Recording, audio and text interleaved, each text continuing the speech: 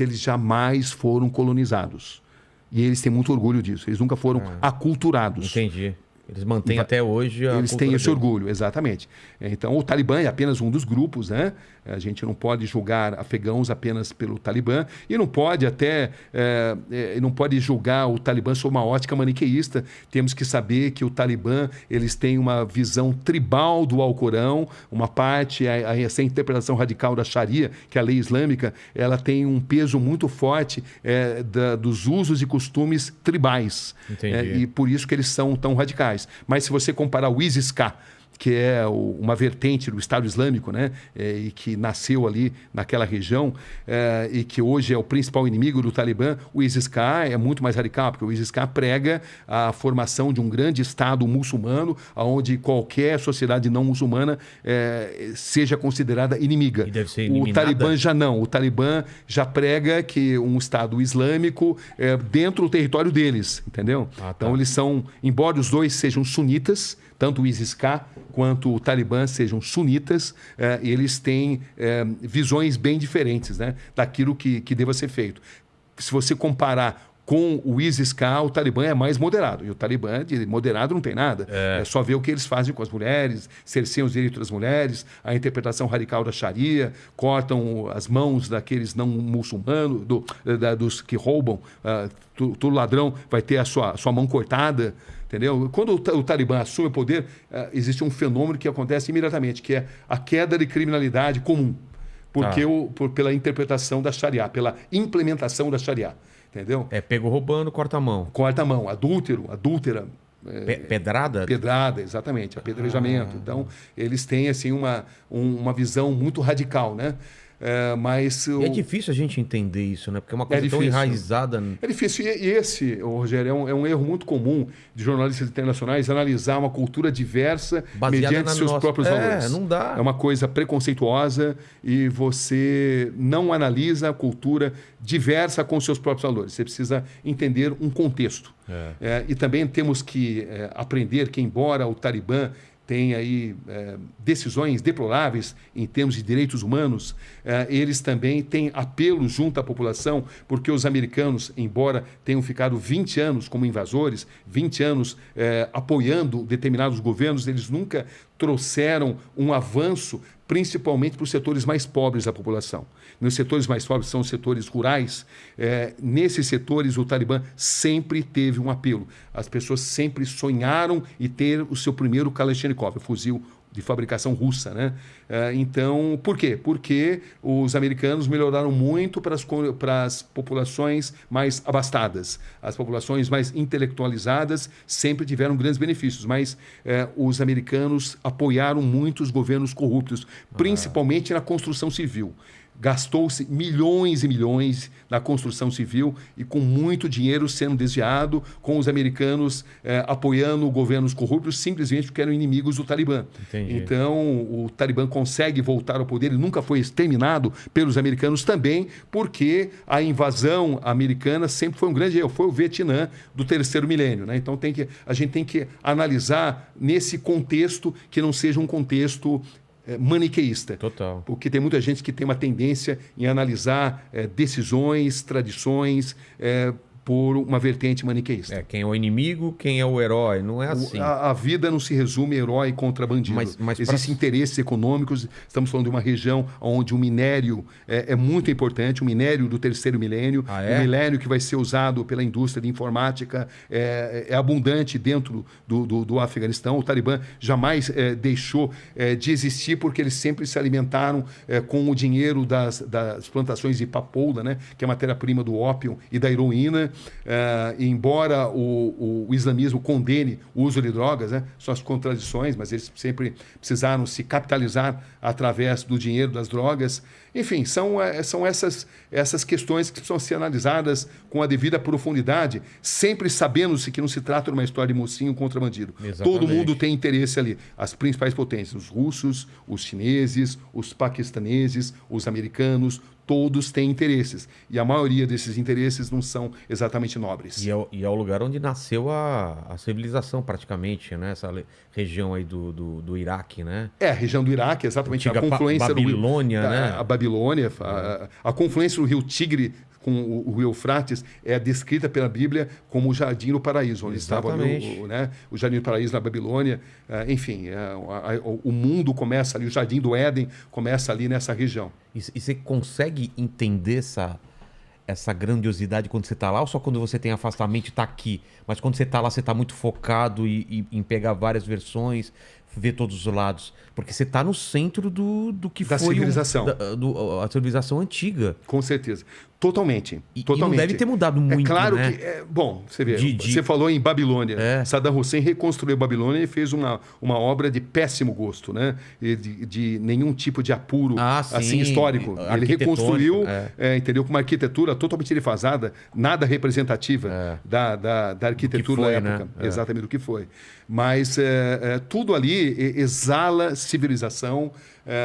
Enfim, é uma região do mundo avassaladora, porque ela te toma, assim, né? Tudo pode ser explicado ali, todos os conflitos, todas as hipocrisias, todas as contradições podem ser encontradas nessa região do mundo. E você, você basicamente o cinegrafista. Eu costumo viajar com o cinegrafista porque a locomoção é mais fácil, né?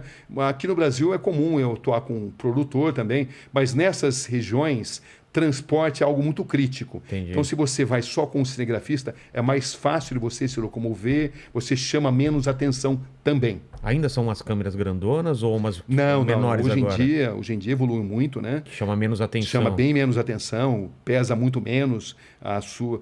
Hoje em dia, na verdade, com um smartphone como esse, você muda... já chegou a fazer coisas com o celular? Isso, às vezes, dependendo da situação, as imagens feitas com um smartphone como esse, você não nota a diferença. Mesmo? Não nota. E chama menos atenção, você está aqui... Muito mais. Você muda a história da humanidade com esse aparelhinho hoje em dia. E vocês já receberam tiros perto de vocês, de ver bala passando, essas coisas? Isso é comum, né? Você nunca ficou no hotel, você vai para a linha de frente, como você falou. Às vezes você fica em hotel, às vezes você dorme na montanha, porque não tem onde dormir, você dorme ali junto com os guerrilheiros. Você chega a dormir de hotéis confortáveis. Por exemplo, no Afeganistão atualmente, com a saída dos americanos, você encontra hotéis nababescos, luxuosos, mas sem nenhum tipo de manutenção, porque os americanos saíram e não tem como manter.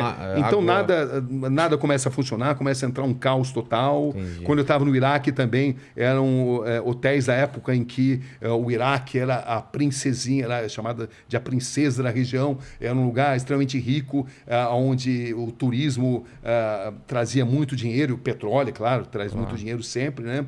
Então você tinha hotéis assim incrivelmente grandes, mas onde o encanamento não funcionava, onde a luz não funcionava. É algo muito interessante, né? Dependendo da época onde você vai. E no Afeganistão, nesse momento, isso acontecia em Cabul, porque os americanos, a partir do momento em que eles deixaram o poder e deixaram o país, eles deixaram também construções muito luxuosas, que hoje estão sob o domínio do Talibã, mas não existem condições para que esses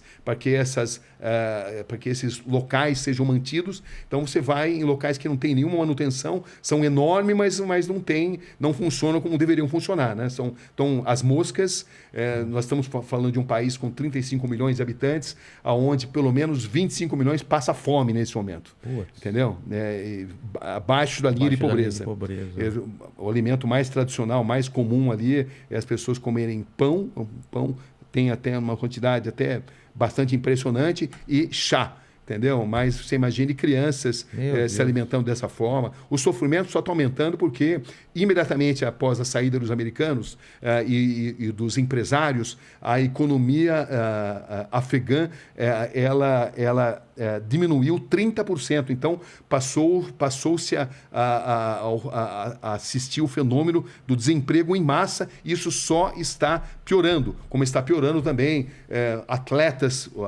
A delegação de boxe, por exemplo, que foi para a Sérvia para disputar o Mundial, e ali todos eles tentaram ficar na própria Sérvia, desertaram. Você vê as meninas da delegação de vôlei que foram torturadas.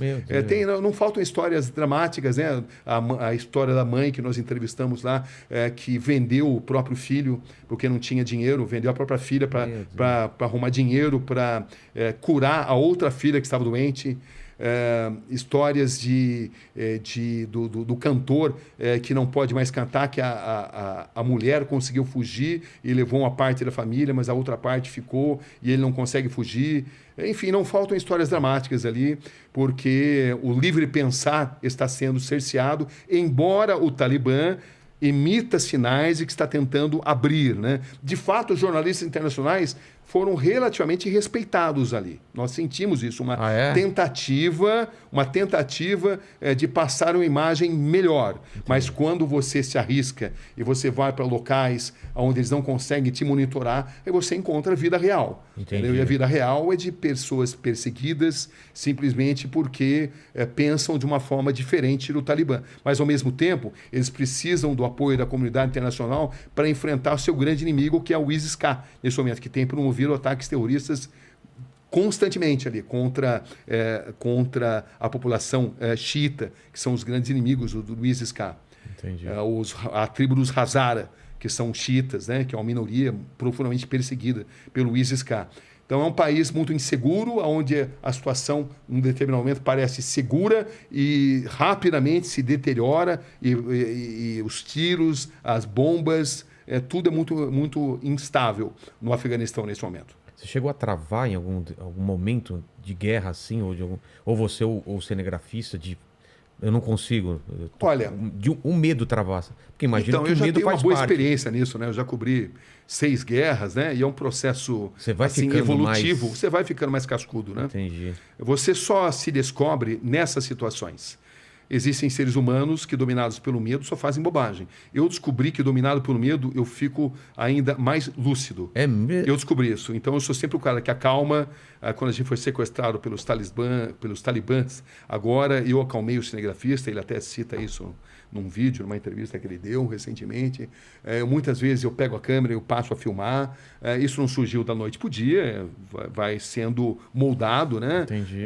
Você só se descobre estando nessas situações, né? Imagino. Estando no ar-condicionado é fácil dizer que você tem coragem. Não é que você não tenha medo, claro que tem medo, eu tenho medo. Só que o medo ele não me paralisa, eu descobri isso.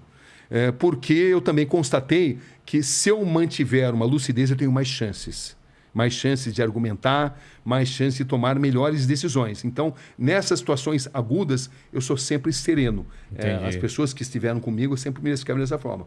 Olha, o Cabrini pode até estar comigo, mas ele não transparece, eu fico sereno. E, na verdade, não é que eu não tenha medo, eu tenho medo, mas eu não perco, assim, um controle da situação. Entendi. Isso não nasceu do dia para a noite, ninguém é mais do que ninguém, é algo que foi desenvolvido através dos anos de profissão, enfim. Hoje em dia eu sou um cara mais tranquilo. Mas te passa pela cabeça, eu posso... posso morrer? Passa, eu tenho consciência que qualquer momento eu posso morrer. Claro que passa. Ninguém nos obriga a estar nessas situações. Né? Porque nem podem, nenhuma né? empresa de comunicação obriga. É uma decisão sua. Aí você vai perguntar por que você decide correr esse risco? Relação custo-benefício. Porque eu acho que a história que você vai poder contar vai valer a pena se as pessoas souberem daquilo que você vai mostrar. A humanidade vai estar mais bem servida. Mas é algo meio idealista. Né? Mas entendeu? Eu acho. Se não tiver esse tipo de pessoa, como que faz? Todo mundo no hotel não consegue. Olha, eu conheci vários tipos de jornalismo, aqueles que fazem até grandes trabalhos, mas preferem ficar no hotel. Entendeu? E até, às vezes, com boas fontes, fazem até bons trabalhos. E aqueles que preferem ficar mais na linha de frente. Eu sou do segundo time. Isso não significa que eu sempre vou fazer melhores trabalhos, apenas uma decisão pessoal. E você falou também que tem a sorte também. Não adianta, às vezes você está na linha de frente e não está no lugar certo na hora certa. Sem dúvida. Você tentar assim, controlar qualquer tipo de tendência à arrogância é muito importante. Entendeu? Você falar vários idiomas é muito importante. Demonstrar que você tem respeito a outras culturas, tudo isso ajuda você a ter melhores possibilidades. E não ser americano também ajuda, né? Isso tem ajudado. Com certeza. O Brasil, de um modo geral, embora não seja geopoliticamente um player importante nessas regiões, ele é bem visto. O Brasil tem uma tem uma história na ONU, né, na formação do Estado de Israel, o nosso grande diplomata Aranha, Oswaldo Aranha, foi fundamental. Aqueles mais intelectualizados sabem dessa história. O Brasil sempre teve uma política mais equilibrada ao longo dos anos, embora também seja um tanto quanto inexpressivo em política internacional. Mas, para o trabalho da imprensa, mais ajuda do que atrapalha. Entendi. E eu queria voltar na história do Senna. Qual foi a tua relação quando você começa? Qual foi a primeira vez que você encontra com ele? Na linha do tempo até você ter que dar a notícia da morte dele. Como foi essa tua relação com ele? O Senna, sem dúvida, um dos caras mais importantes da minha carreira. Abriu imensas portas para mim. Sou profundamente grato a ele, ao pai dele, à família dele. Eu comecei a... Você lembra a primeira vez que Lembro sim. Eu era o seguinte, eu era diretor de esportes, eu fui contratado pelo SBT em 1990, né? Eu fui inicialmente para ser editor de esportes, eu virei diretor de esportes, responsável pela organização da equipe que iria cobrir a Copa do Mundo de 1990. Contratei Tele Santana, Sócrates, Emerson Leão, Luiz Alfredo. Era um timaço, ficamos em segundo lugar. Foi uma cobertura histórica. O Amarelinho surgiu nessa cobertura. Foi uma grande cobertura. O SBT e a Globo tinham o direito? O SBT não tinha aqui, não. Quem tinha o direito... o SBT tinha direito. A Band também tinha. A Band também? Era uma época que... Nessa época tinha. Mas foi a época do Plano Collor, onde de uma hora para outra você não tinha mais dinheiro, lembra? Eu lembro, congelaram. Congelou e você não tinha dinheiro. Então, tivemos que fazer uma cobertura com uma equipe muito reduzida. E eu era o diretor de esportes, entendeu? Bom, mas o que eu quero contar, isso vou tentar resumir, né, para chegar até a sua resposta do Ayrton Senna, né?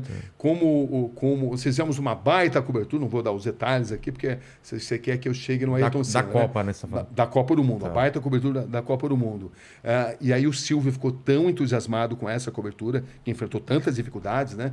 Como a gente ter que mandar uma equipe pequena lá para a Itália, na Copa de 1990, que o comercial do SBT decidiu que teríamos um grande programa esportivo todos os sábados. Estava tudo comercializado. E não tinha... Era uma coisa inédita até Não tinha. Por quê? Por causa do sucesso da cobertura de 1990, onde eu fui o diretor de esportes, né? O superintendente artístico era o Luciano Calegari, que era o comandante-geral, o Lucianinho Calegari, que era o filho dele, e fizemos uma grande cobertura, né? Cobertura histórica, lembrada até hoje.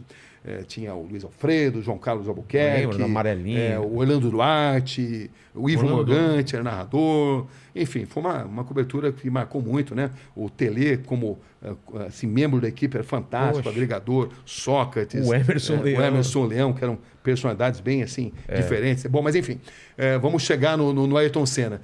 Quando acabou a Copa, então, entusiasmado pelo resultado, comercial do SBT decidiu vender um plano comercial para ter todos os sábados um programa esportivo aos moldes do que o Luciano Vale, para quem eu já tinha trabalhado, quando o Luciano... Lá na Band? Na Band, quando ele montou a equipe esportiva. Nossa, eu fiz parte da equipe do Show de Esporte. Eu saí da Globo para ir trabalhar com ele. É mesmo? Foi uma história... fantástica. Uma história puxa a outra, né? Então, são 300 histórias, mas é assim mesmo, né?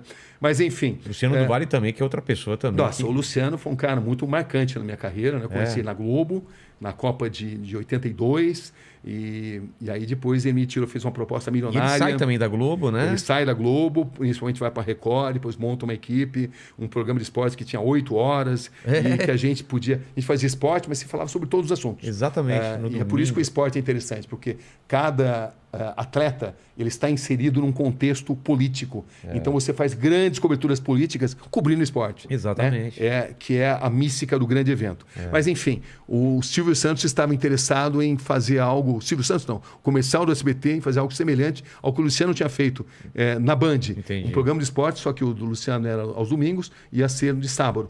2 semanas antes de começar esse programa, o Silvio... Não, esporte não é a minha, eu não vou... não quero mais. Tudo encaminhado. A equipe contratada, programas prontos, e eu tinha uma matéria sensacional, um furo internacional que eu tinha conseguido. O que era esse furo internacional? É um capítulo desse livro aqui. Qual que é? A grande entrevista com Ben Johnson. Onde pela primeira vez... do doping da Olimpíada de Seul.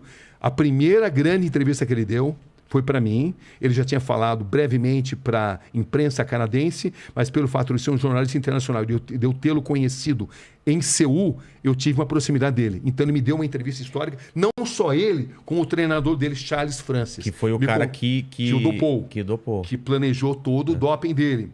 Então era uma matéria que ela mostrava pormenorizadamente como ele tinha sido dopado. Nossa. Em detalhes nunca mostrados no mundo inteiro. Essa matéria ia ser a estreia desse programa esportivo. Mas aí o Silvio não tem mais programa. O que eu faço com isso? Então... Bom, esse programa, no fim, ele acabou entrando de maneira avulsa e ficamos assim... entrou dentro da programação do SBT, entrou na TV Cultura também. Tá. Foi um programa patrocinado pela Perdigão, mas não entrou como parte de um grande programa, entrou como uma matéria à parte. Fez um grande sucesso na época, né? Mas aí o que aconteceu? A gente tinha que